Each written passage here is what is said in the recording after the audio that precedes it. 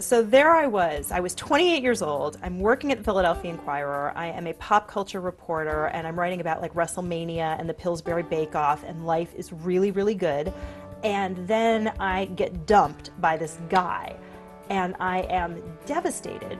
I decided to write a book where the girl would be a lot like me and she would get this fantastic happy ending because I didn't know if I was going to get a happy ending. And that became Good in Bed.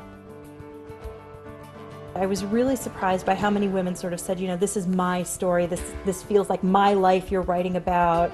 And I think a lot of women really responded to Candy's voice, which was a little bit fresh and sarcastic, where maybe that's sort of how women talk to themselves or talk to their friends or sound in their own head, but maybe it was a voice they hadn't seen on the page yet.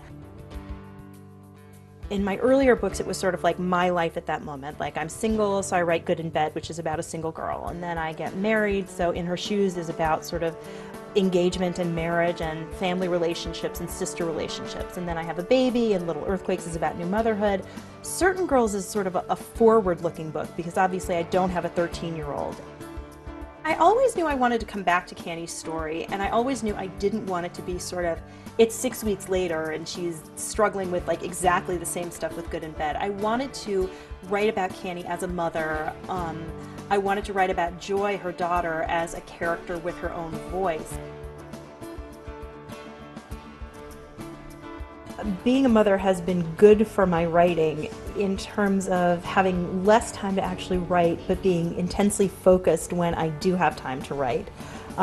Used to be when I left the Philadelphia Inquirer and was doing fiction full-time, you know, you'd sort of noodle around, you'd wake up in the morning and you'd check your email and go to the gym, and now that I have two daughters, I'm very focused.